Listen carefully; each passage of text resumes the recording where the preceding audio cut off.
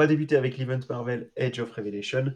Donc voilà, on en a déjà parlé quand même plusieurs fois, donc je vais résumer très rapidement le principe.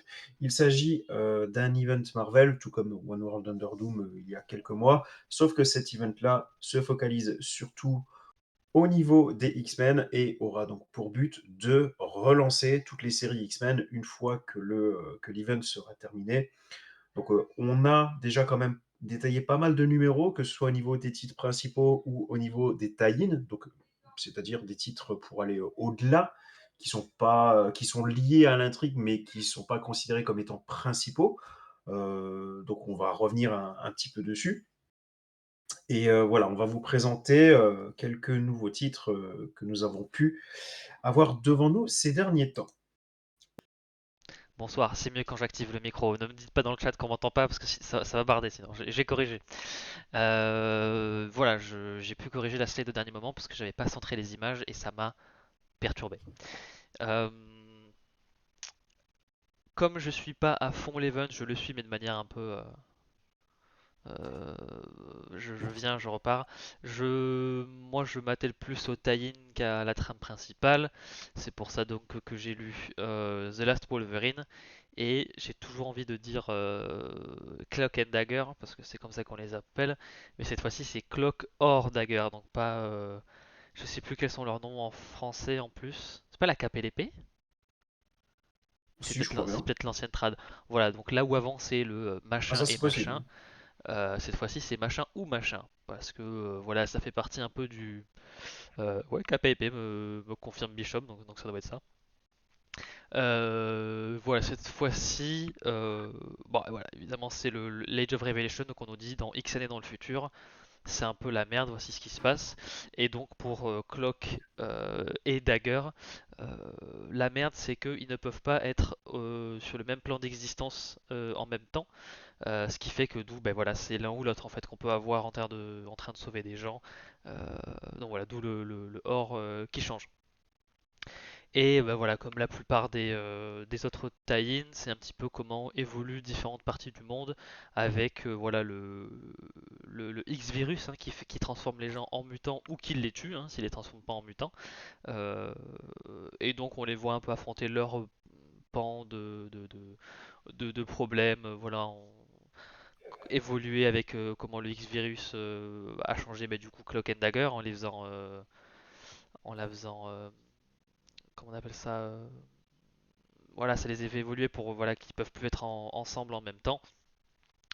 Euh, C'était quand même cet aspect-là, on va pas se le cacher, c'est l'aspect personnel, relationnel de. Alors je sais pas si c'est le cas dans la continuité Marvel, mais là ils sont mariés, Cloak and Dagger, donc je crois que c'est Tandy et j'ai oublié le nom de Cloak, mais c'est pas grave.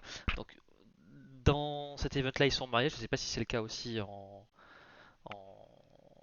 dans la continuité principale.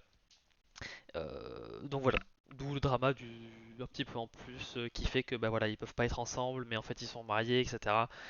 Et c'est un petit peu l'intérêt du titre parce qu'après le côté plus à aller taper sur ce qui sont probablement les enfants ou les descendants ou les petits enfants je sais pas trop quoi du Baron Strucker, ça fonctionne.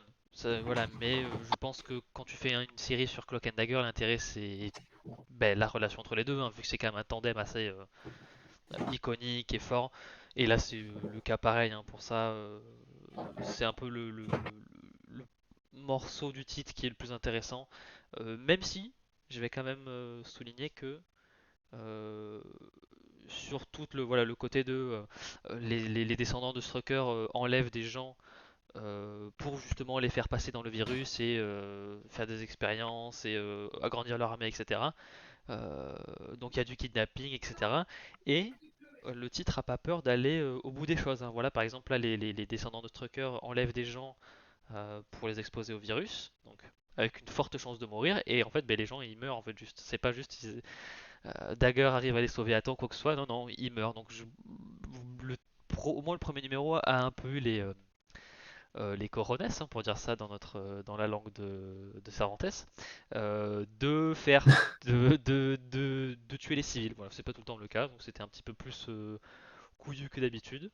Mais après, voilà, le titre, il est beaucoup plus intéressant par l'aspect familial des deux protagonistes, plus un personnage hein, que je pense pas être du tout un personnage habituel dans la continuité classique de chez Marvel, qui ajoute encore un peu plus de drama, de tension, d'un petit peu de tragique à toute cette situation. Donc voilà.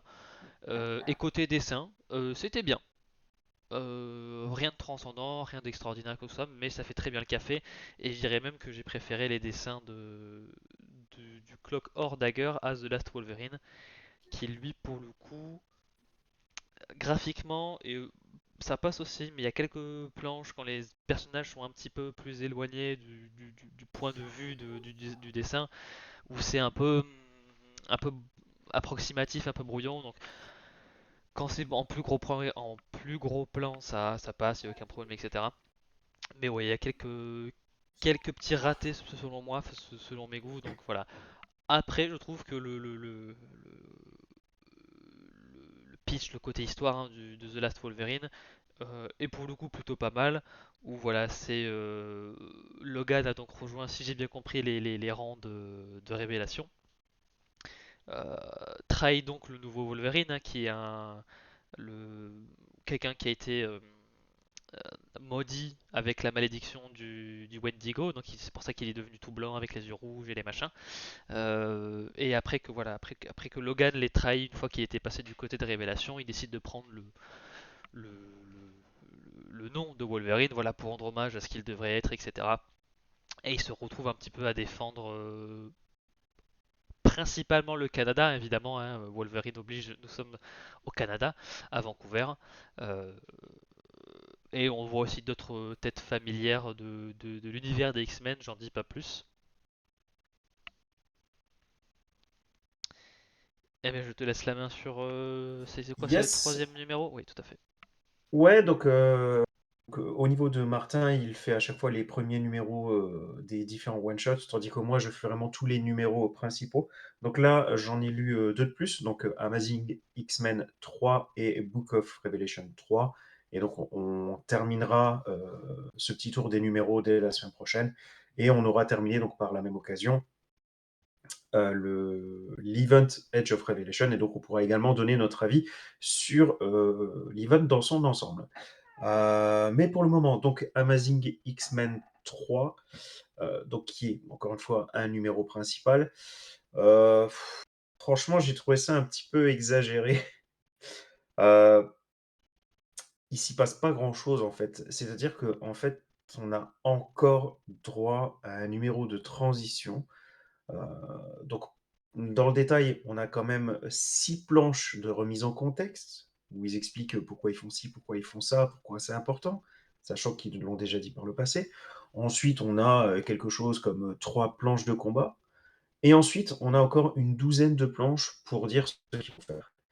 Franchement, c'est trop mou. C'est vraiment trop mou, ça n'avance pas. À part la dernière planche qui annonce du lourd, et j'ai envie de dire encore heureux, parce que c'est un peu la règle des comics, hein, c'est d'avoir une dernière planche qui secoue un peu le tout, histoire de donner envie de lire la suite. Donc à part cette fameuse dernière planche,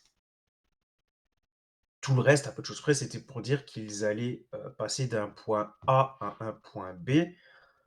Non, c'est pas possible. Et en plus, ben, le truc, c'est que ils l'ont déjà fait, ça, dans les 2 premiers numéros. Donc là, ça fait vraiment 3 numéros pour dire juste, on va y aller, on va aller confronter Révélation. Mais c'est trop long, quoi. Pour un titre principal, c'est franchement ridicule. Donc ouais, je suis quand même pas mal déçu. Euh, bon, ce qui change rien au fait que les qualités qu'on avait mentionnées par le passé sont toujours là. Donc, par exemple, les dessins sont plutôt bons, il y a quand même de bonnes petites punchlines, tout ça, ça change pas.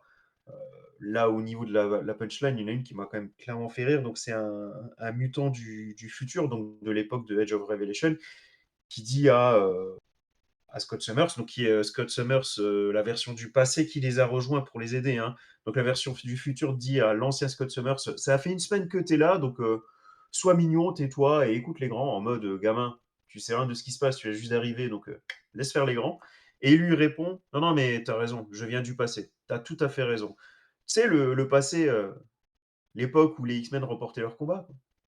Donc voilà, t'as des bonnes petites, piques bien sympathiques par-ci et par-là, mais c'est pas assez pour, dire que le numéro est bon, quoi. Encore une fois, pour un titre principal, c'est franchement, franchement mou. Dernier numéro pour moi, Book of Revelation 3. Alors, il était pas parfait non plus, mais au moins pour celui-là, ça avance. Donc, toute l'intrigue autour des choristes, continue, ça avance et je dirais même que cette intrigue trouve quand même une petite résolution. On a une confrontation assez importante et les plus grosses pièces de l'échiquier entrent enfin en action. Donc, encore une fois, non, c'est pas parfait, mais au moins on prend la bonne direction. On fait pas du surplace comme le numéro d'avant. Révélation ne s'est pas laissé berner. Je rentre pas dans les détails pour ne pas trop spoiler, même si bon, la cover elle est assez claire.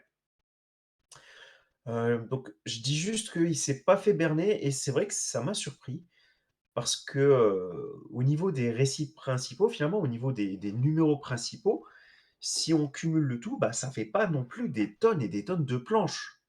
Alors du coup, utiliser autant de planches au service du développement d'un personnage qui va s'avérer être un traître, tout ça pour que Révélation, au final, dise au traître: je t'ai vu venir», c'est un parti pris assez surprenant. Donc c'est vrai que je m'attendais pas à ce qu'il, grille le traître aussi facilement, mais j'ai envie de dire: «Pourquoi pas?» Encore une fois, au moins ça m'a surpris. Ça n'enlève rien au crédit de tout ce qu'il y a eu avant. Ça peut apporter des bonnes choses aussi pour la suite. J'ai envie de dire: «Pourquoi pas?» Je suis plutôt curieux, je j'attends de voir la suite. Concernant la partie graphique, c'est un peu timide. J'ai l'impression qu'on se permet un peu moins de choses que dans les autres numéros, mais bon, franchement, les bases restent solides, le découpage est intéressant, donc il y a clairement pas de quoi être déçu non plus, quoi. Personnellement, j'ai trouvé que c'était quand même plutôt une bonne lecture. Alors, forcément, c'est difficile de pas comparer avec One World Under Doom, puisque bah, on a vraiment les deux events qui se sont enchaînés, même si d'un côté c'était l'univers au sens large, tandis que là c'est vraiment juste l'univers X-Men. Et si vraiment on compare les deux, les numéros principaux de Age of Revelation sont quand même ouais, un peu plus mous, comme je l'ai dit, mais de manière globale, il n'y a pas non plus de quoi être ultra déçu. Ça peut être, une fois que ça sortira en France, parce que je pense que ça sortira en France, peut-être pas forcément le tout, mais au moins le titre principal. Je pense que si ça sort en France, il y a moyen quand même de passer un bon petit moment quoi, devant ces différents numéros. Mais du coup, alors j'ai un peu l'impression que de ce que tu dis, l'event avec, enfin moi dans mes souvenirs, l'event avait plutôt bien commencé. Je trouvais que ce soit en termes de tie-in ou de série principale. Et là, j'ai un peu l'impression que ça se, pas que ça se casse la gueule non plus, mais que c'est un peu sur une pente un peu descendante quoi. Alors, ouais, c'est vrai que j'étais quand même vachement emballé concernant les anciens numéros et je sais que toi aussi par rapport au tie-in.